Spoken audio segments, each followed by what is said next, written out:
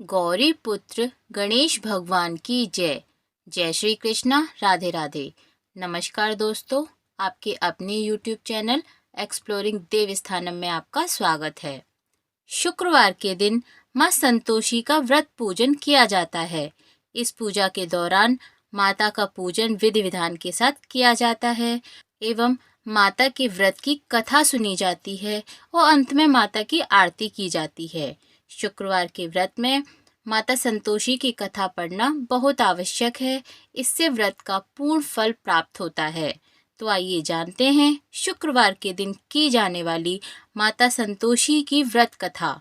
एक बुढ़िया थी, उसके 7 बेटे थे। 6 कमाने वाले थे जबकि एक निकम्मा था। बुढ़िया 6 बेटों की रसोई बनाती, भोजन कराती और उनसे जो कुछ झूठन बचती वह 7वें को दे देती थी। एक दिन उसका वही बेटा अपनी पत्नी से बोला, देखो मेरी माँ को मुझ पर कितना प्रेम है। वह बोली, क्यों नहीं, सबका झूठा जो तुमको खिलाती है। वह बोला, ऐसा नहीं हो सकता, मैं जब तक आंखों से न देख लूं मैं नहीं मान सकता। बहू हंसकर बोली, देख लोगे तब तो मानोगे। कुछ दिन बाद त्योहार आया। घर में 7 प्रकार के भोजन और चूरमे के लड्डू बने। वह जांचने को सिर दुखने का बहाना कर पतला वस्त्र सिर पर ओढ़े रसोई घर में सो गया। वह कपड़े में से सब देखता रहा। 6 भाई भोजन करने आए। उसने देखा माँ ने उनके लिए सुंदर आसन बिछाकर नाना प्रकार की रसोई परोसी और आग्रह करके उन्हें जमाया। वह देखता रहा। 6 जब भोजन करके उठे तब माँ ने उनकी झूठी थालियों में से लड्डुओं के टुकड़े उठाकर एक लड्डू बनाया। झूठन साफ कर बुढ़िया माँ ने उसे पुकारा, बेटा 6 भाई भोजन कर गए, अब तू ही बाकी है, उठ तू कब खाएगा। वह कहने लगा, माँ मुझे भोजन नहीं करना, मैं अब परदेश जा रहा हूँ। माँ ने कहा, कल जाता जो आज चला जा। वह बोला, हाँ आज ही जा रहा हूँ। यह कहकर वह घर से निकल गया। 7वें बेटे का परदेश जाना। चलते समय पत्नी की याद आ गई। वह गौशाला में कंडे थाप रही थी। वहां जाकर बोला, हम जावे परदेस आवेंगे कुछ काल, तुम रहियो संतोष से धर आपनो पाल। वह बोली, जाओ पिया आनंद से, हमारो सोच हटाए, राम भरोसे हम रहें, ईश्वर तुम्हें सहाय। 2 निशानी आपन देख, धरू में धीर, सुध मत हमारी बिसोरियो, रखियो मन गंभीर। वह बोला, मेरे पास तो कुछ नहीं, यह अंगूठी है सो ले ले और अपनी कुछ निशानी मुझे दे दे। वह बोली, मेरे पास क्या है, यह गोबर भरा हाथ है। यह कहकर उसकी पीठ पर गोबर के हाथ की थाप मार दी। वह चल दिया। चलते चलते दूसरे देश पहुंच गया। वहां एक साहूकार की दुकान थी। वहां जाकर कहने लगा, भाई मुझे नौकरी पर रख लो। साहूकार को जरूरत थी। बोला, रह जा। लड़के ने पूछा, तनख्वाह क्या दोगे। साहूकार ने कहा, काम देखकर दाम मिलेंगे। साहूकार की नौकरी मिली। वह सुबह 7 बजे से 10 बजे तक नौकरी बजाने लगा। कुछ दिनों में दुकान का सारा लेन देन, हिसाब किताब, ग्राहकों को माल बेचने का सारा काम करने लगा। साहूकार के 7-8 नौकर थे। वे सब चक्कर खाने लगे कि यह तो बहुत होशियार बन गया। सेठ ने भी काम देखा और 3 महीने में ही उसे आधे मुनाफे का हिस्सेदार बना लिया। वह कुछ वर्ष में ही नामी सेठ बन गया और मालिक सारा कारोबार उस पर छोड़कर चला गया। इधर उसकी पत्नी को सास ससुर दुख देने लगे। सारी गृहस्थी का काम करा के उसे लकड़ी लेने जंगल में भेजते। इस बीच घर के आटे से जो भूसी निकलती उसकी रोटी बनाकर रख दी जाती और फूटे नारियल की नारेली में पानी। एक दिन वह लकड़ी लेने जा रही थी। रास्ते में बहुत सी स्त्रियां संतोषी माता का व्रत करती दिखाई दी। वह वहां खड़ी होकर कथा सुनने लगी और उसने पूछा, बहनों तुम किस देवता का व्रत करती हो और उसके करने से क्या फल मिलता है। यदि तुम इस व्रत का विधान मुझे समझाकर कहोगे तो मैं भी बड़ा एहसान मानूंगी। तब उनमें से एक स्त्री बोली, सुनो, यह संतोषी माता का व्रत है। इसके करने से निर्धनता दरिद्रता का नाश होता है और जो कुछ मन में कामना हो वह संतोषी माता की कृपा से पूरी होती हैं। तब उसने उससे व्रत की विधि पूछी। वह भक्तिनी स्त्री बोली, 1.25 आने का गुड़ चना लेना, इच्छा हो तो 5.25 आने का लेना या 1.25 रुपए का भी सहूलियत के अनुसार लाना। बिना परेशानी और श्रद्धा व प्रेम से जितना भी बना पड़े सवाया लेना। प्रत्येक शुक्रवार को निराहार रहकर कथा सुनना, इसके बीच क्रम टूटे नहीं, लगातार नियम का पालन करना। सुनने वाला कोई न मिले तो घी का दीपक जलाकर उसके आगे या जल के पात्र को सामने रखकर कथा कहना। जब तक कार्य सिद्ध ना हो नियम का पालन करना और कार्य सिद्ध हो जाने पर व्रत का उद्यापन करना। यदि किसी के ग्रह खोटे भी हों तो भी संतोषी माता वर्ष भर में कार्य सिद्ध करती हैं। फल सिद्ध होने पर उद्यापन करना चाहिए, बीच में नहीं। उद्यापन में 2.5 सेर आटे का खाजा तथा इसी परिणाम से खीर तथा चने का साग करना। 8 लड़कों को भोजन कराना। जहाँ तक मिले देवर जेठ भाई बंधु के हों, न मिले तो रिश्तेदार और पास पड़ोसियों के भी बुला सकती हो। उन्हें भोजन करा यथाशक्ति दक्षिणा देना और माता का नियम पूरा करना। उस दिन घर में खटाई न खाना। यह सुन बुढ़िया के लड़के की बहू चल दी। रास्ते में लकड़ी के बोझ को बेच दिया और उन पैसों से गुड़ चना लेकर माता के व्रत की तैयारी करने आगे चली और सामने मंदिर देखकर पूछने लगी, यह मंदिर किसका है? सब कहने लगे, यह संतोषी माता का मंदिर है। यह सुनकर माता के मंदिर में जाकर चरणों में लौटने लगी, दीन हो विनती करने लगी, माँ मैं निपट अज्ञानी हूँ, व्रत के कुछ भी नियम नहीं जानती, मैं दुखी हूँ। हे माता जगत जननी मेरा दुख दूर कर, मैं तेरी शरण में हूँ। माता को दया आई। एक शुक्रवार बीताई कि दूसरे को उसके पति का पत्र आया और तीसरे शुक्रवार को उसका भेजा हुआ पैसा आ पहुंचा। यह देख जेठ जेठानी मुंह सिकोड़ने लगे। लड़के ताना देने लगे कि काकी के पास पत्र आने लगे, रुपया आने लगा, अब तो काकी की खातिर बढ़ेगी।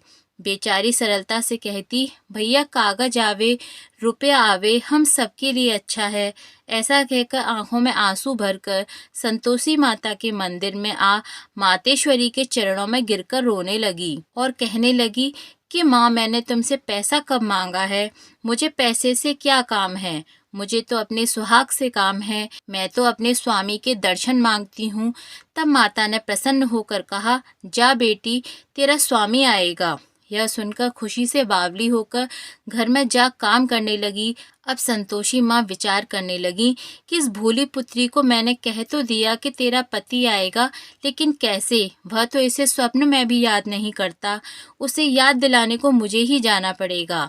इस तरह माताजी उस बुढ़िया के बेटे के पास जा स्वप्न में प्रकट हो कहने लगी, साहूकार के बेटे सो रहा है या जाग रहा है? वह कहने लगा, माता सोता भी नहीं जागता भी नहीं हूँ, कहो क्या आ गया है? माँ कहने लगी, तेरे घर बार कुछ है कि नहीं? वह बोला, मेरे पास सब कुछ है, माँ बाप हैं, बहू है, क्या कमी है? माँ बोली, भोले पुत्र तेरी बहू घोर कष्ट उठा रही है, तेरे माँ बाप उसे परेशानी दे रहे हैं, वह तेरे लिए तरस रही है, तू उसकी सुध ले। वह बोला, हाँ माताजी यह तो मालूम है, परंतु जाऊं तो कैसे? परदेश की बात है, लेन देन का कोई हिसाब नहीं, कोई जाने का रास्ता नजर नहीं आता, कैसे चला जाऊं? माँ कहने लगी, मेरी बात मान, सवेरे नहा धोकर संतोषी माता के नाम से घी का दीपक जलाकर दंडवत कर दुकान पर जा बैठ। देखते देखते तेरा सारा लेन देन चुक जाएगा, जमा का माल बिक जाएगा, सांझ होते होते धन का भारी ढेर लग जाएगा। अब बूढ़े की बात मानकर वह नहा धोकर संतोषी माता को दंडवत घी का दीपक जला दुकान पर जा बैठा। थोड़ी देर में देने वाले रुपया लाने लगे, लेने वाले हिसाब लेने। कोठे में भरे सामान के खरीदार नकद दाम दे सौदा करने लगे। शाम तक धन का भारी ढेर लग गया। मन में माता का नाम ले चमत्कार देख प्रसन्न हो घर ले जाने के वास्ते गहना कपड़ा सामान खरीदने लगा। यहाँ काम से निपट तुरंत घर को रवाना हुआ। उधर उसकी पत्नी जंगल में लकड़ी लेने जाती है।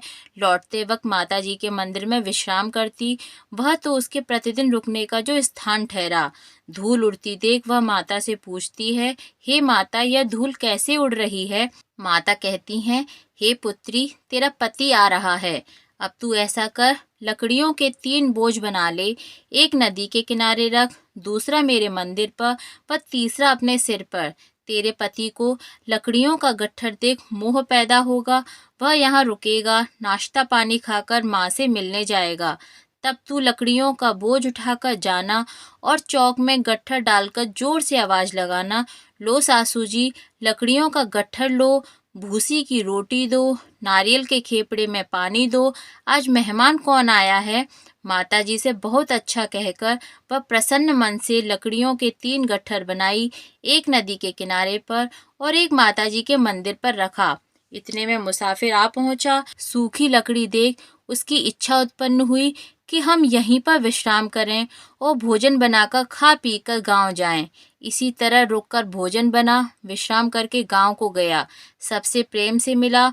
उसी समय सिर पर लकड़ी का गट्ठर लिए वह उतावली सी आती है, लकड़ियों का भारी बोझ आंगन में डालकर जोर से 3 आवाज देती है, लो सासू जी, लकड़ियों का गट्ठर लो, भूसी की रोटी दो, आज मेहमान कौन आया है। यह सुनकर उसकी सास बाहर आकर अपने दिए हुए कष्टों को भुलाने हेतु कहती है, बहू ऐसा क्यों कहती हो, तेरा मालिक ही तो आया है, आ बैठ, मीठा भात खा, कपड़े गहने पहन। उसकी आवाज सुनकर उसका पति बाहर आता है, अंगूठी देख व्याकुल हो जाता है।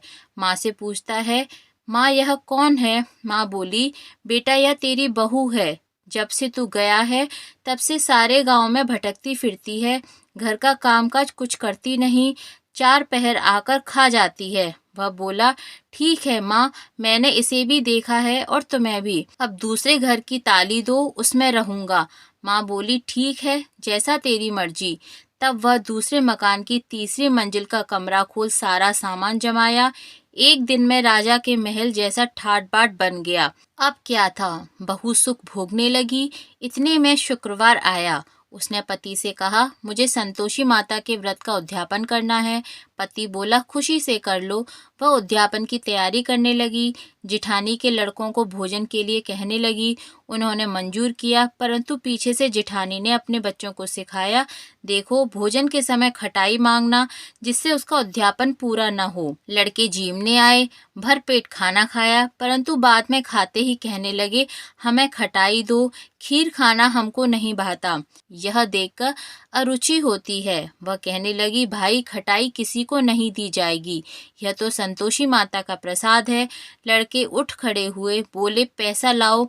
भोली बहू कुछ जानती नहीं थी, उन्हें पैसे दे दिए। लड़के उसी समय हट करके इमली खटाई ले खाने लगे। यह देखकर बहू पर माताजी ने कोप दिखाया। राजा के दूत उसके पति को पकड़ ले गए। जेठ जेठानी मन माने वचन कहने लगे, लूट लूट कर धन इकट्ठा कर लाया है, अब सब मालूम पड़ जाएगा जब जेल की मार खाएगा।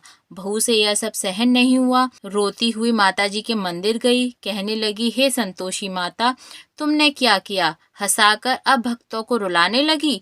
माता बोली, बेटी तूने उद्यापन करके मेरा व्रत भंग किया है। वह कहने लगी, माता मैंने तो कुछ अपराध नहीं किया, मैंने तो भूल से लड़कों को पैसे दे दिए थे, मुझे क्षमा करो, मैं फिर तुम्हारा उद्यापन करूंगी। माँ बोली, अब भूल मत करना। वह कहती है, अब भूल नहीं होगी, अब बतलाओ वे कैसे आवेंगे। माँ बोली, जा पुत्री, तेरा पति तुझे रास्ते में आता मिलेगा। वह निकली, राह में पति आता मिला। वह पूछी, कहाँ गए थे। वह कहने लगा, इतना धन जो कमाया है उसका टैक्स राजा ने मांगा था, वह भरने गया था। वह प्रसन्न हो बोली, भला हुआ, अब घर को चलो। कुछ दिन बाद फिर शुक्रवार आया। वह बोली, फिर माता का उद्यापन करना है। पति ने कहा, करो। बहू फिर से जेठ के लड़कों को भोजन को कहने गई। जेठानी ने 1-2 बातें सुनाई और सब लड़कों को सिखाने लगी, तुम सब लोग पहले ही खटाई मांगना। लड़के भोजन से पहले कहने लगे, हमें खीर नहीं खानी, हमारा जी बिगड़ता है, कुछ खटाई खाने को दो। वह बोली, खटाई किसी को नहीं मिलेगी, आना हो तो आओ। वह ब्राह्मण के लड़के लाकर भोजन कराने लगी। यथाशक्ति दक्षिणा की जगह एक एक फल उन्हें दिया। संतोषी माता प्रसन्न हो गईं। माता की कृपा होते ही 9वें मास में उसके चंद्रमा के समान सुंदर पुत्र प्राप्त हुआ। पुत्र को पाकर प्रतिदिन माता जी के मंदिर को जाने लगी। माँ ने सोचा यह रोज आती है, आज क्यों नहीं इसके घर चलूं। यह विचार कर माता ने भयानक रूप बनाया।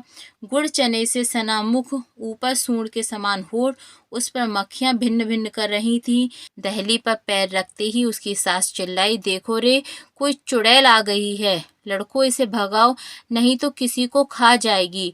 लड़के भगाने लगे, चिल्लाकर खिड़की बंद करने लगे। बहू रोशनदान से देख रही थी, प्रसन्नता से पगली बन चिल्लाने लगी, आज मेरी माताजी मेरे घर आई हैं। वह बच्चे को दूध पीने से हटाती है, इतने में सास को क्रोध हो जाता है। वह बोली, क्या उतावली हुई है, बच्चे को पटक दिया। इतने में माँ के प्रताप से लड़के ही लड़के नजर आने लगे। वह बोली, माँ मैं जिसका व्रत करती हूँ यह संतोषी माता ही हैं। सबने माताजी के चरण पकड़ लिए और विनती कर कहने लगे, हे माता, हम मूर्ख हैं, अज्ञानी हैं, तुम्हारे व्रत की विधि हम नहीं जानते। व्रत भंग कर हमने बड़ा अपराध किया है। जग माता, आप हमारा अपराध क्षमा करो। इस प्रकार माता प्रसन्न हुई। बहू को प्रसन्न हो जैसा फल दिया वैसे सबको देना। जो आपकी कथा पढ़े उसकी मनोरथ पूर्ण करना। बोलिए संतोषी माता की जय।